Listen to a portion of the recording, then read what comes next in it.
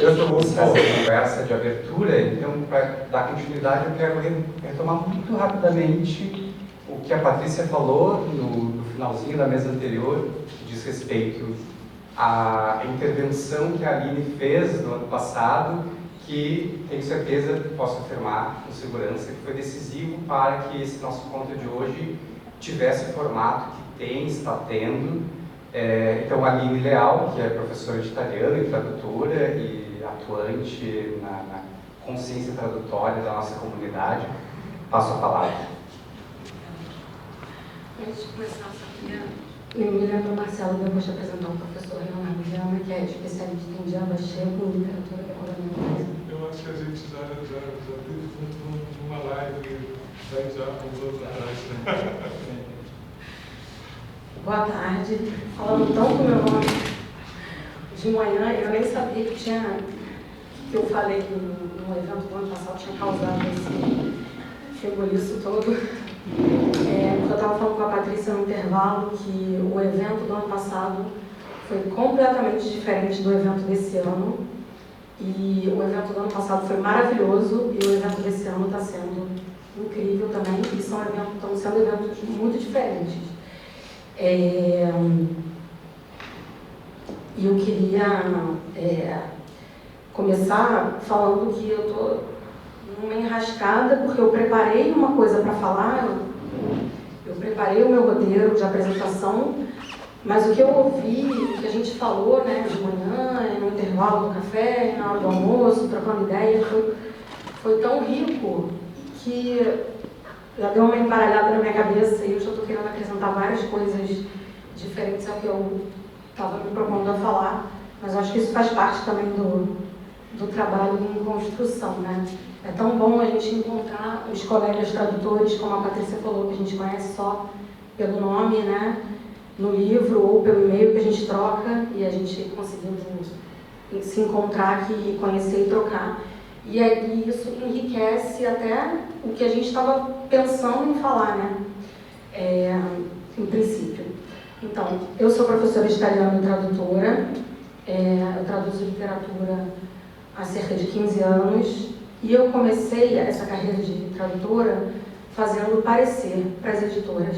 E eu queria começar falando sobre isso, porque como a nossa mesa é sobre política editorial, e eu não sei aqui se no público tem tradutor começando a carreira de tradutor ou aspirantes a tradutores, que sabem que existe esse caminho do parecer.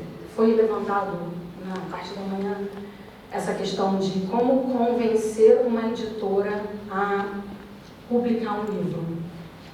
E a gente falou isso bastante de manhã, o Marcelo falou isso agora, foi uma coisa que eu nunca fiz, é muito difícil chegar para uma editora e fazer uma proposta.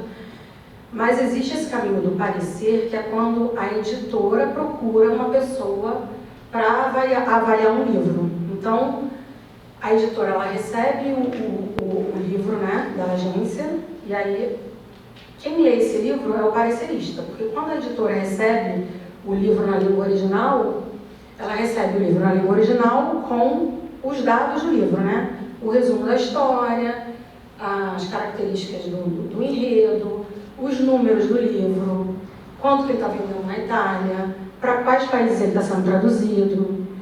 Mas o que o livro significa mesmo só com a leitura integral do livro. E quem faz isso é o parecerista.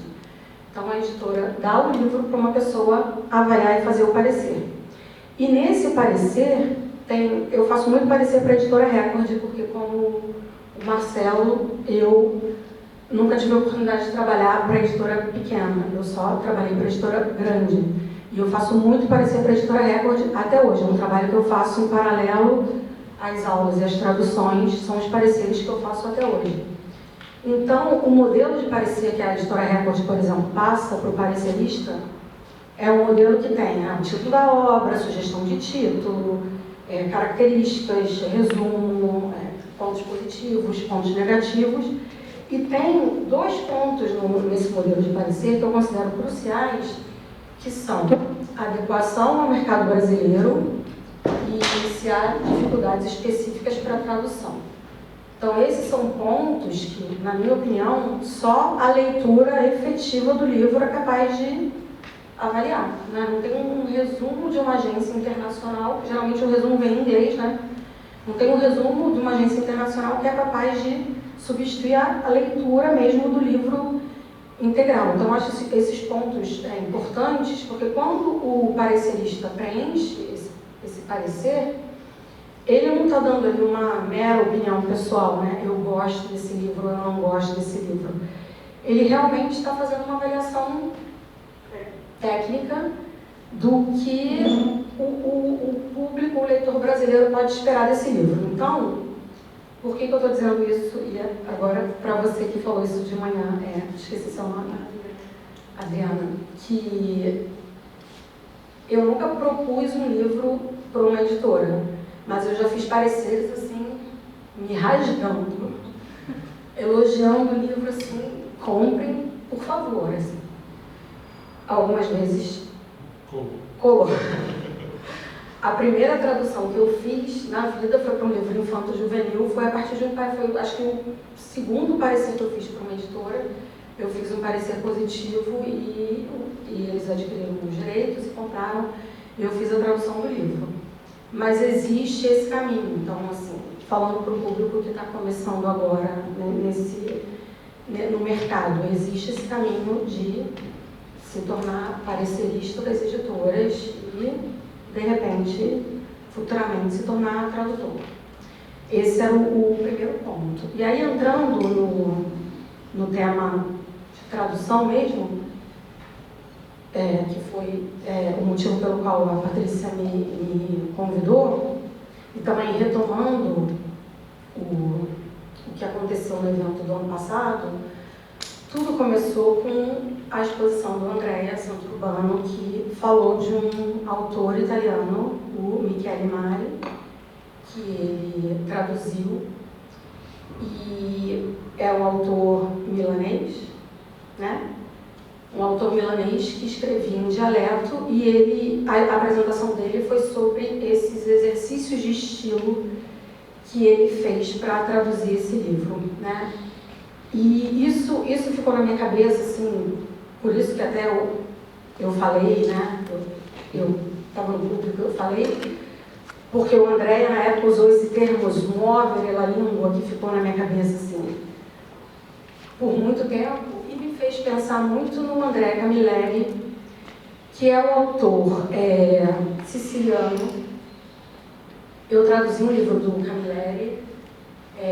Ele é um autor siciliano que escreve os livros dele 100% em dialeto siciliano. Muitas vezes ele inventa palavras.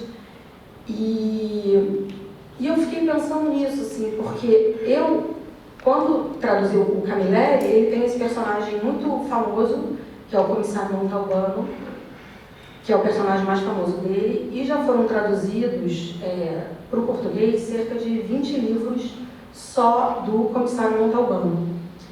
E aí eu fiquei pensando nisso, assim, como fazer para entrar num personagem que já existe e, assim,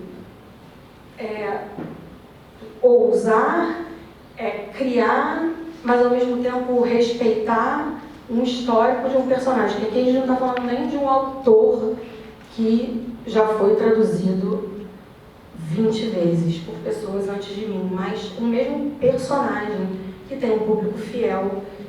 As pessoas, quando leem os livros do Comissário Montalbano, elas esperam, né, uma linguagem familiar, né?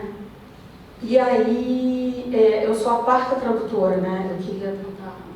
Vamos ver se a gente consegue. Senão eu falo só. O Andrea Camilleri, ele está é o centenário de aniversário dele esse ano, e na Itália ele é um autor enorme, né? Eu comecei a pesquisar os eventos que estão fazendo de comemoração dos 100 anos de Camilleri na Itália, e tem evento que começou em março e vão fazer eventos até o ano que vem, então ele é um autor enorme na Itália. Aqui, o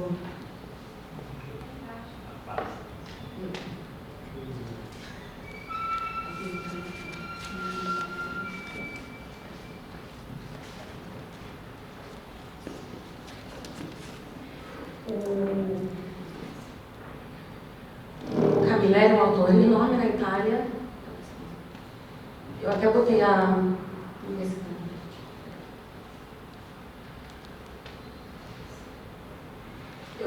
essa logo que fizeram para comemorar o centenário dele. Todos os livros que estão sendo republicados na Itália esse ano estão com essa logo, né, do perfil do Camilleri. Então, na Itália, esse ano, estão sendo feitos milhares de eventos. E o Instituto vai fazer um evento muito bonito sobre ele esse ano.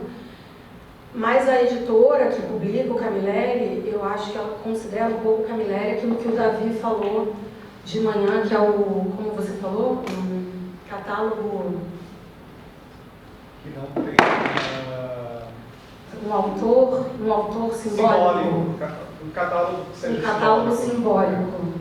Porque o Camilleri é um autor muito famoso na Itália, que vende muito na Itália, e no Brasil ele é um autor conhecido, mas que não tem tanto clamor, né? Então, a editora publica um livro dele a cada 4, 5 anos, então ele é um autor muito grande lá, e aqui ele não é tão grande, mas a Record, que é uma editora, estava até falando isso com a Cláudia, né?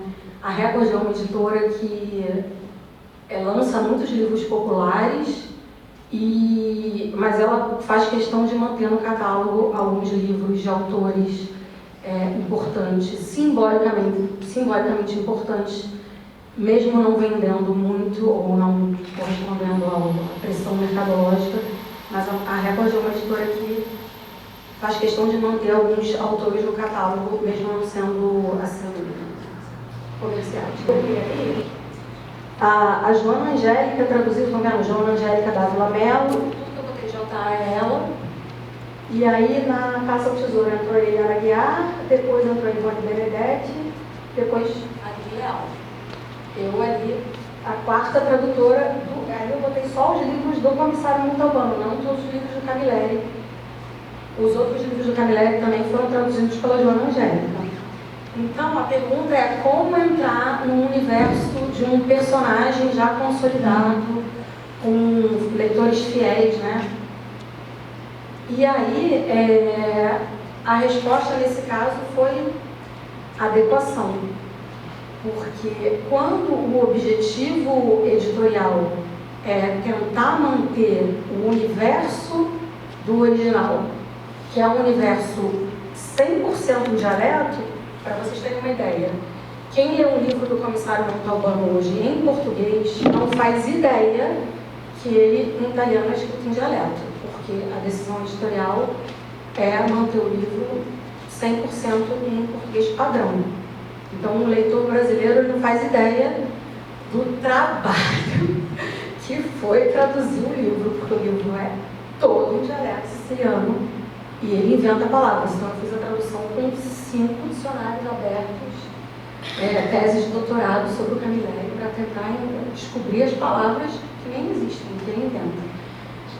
Mas aí, voltando à intervenção da Andréia, que falou muito isso ano passado, e aqui no volume, né, do evento do ano passado que foi publicado, numa editora pequena, ou a editora, às vezes, ela abre esse espaço, porque quando a intenção é manter esse universo digamos assim, da ideia do dialeto no português, precisa de um tempo absurdo, de uma troca muito grande, um diálogo muito grande entre tradutor, revisor, editor.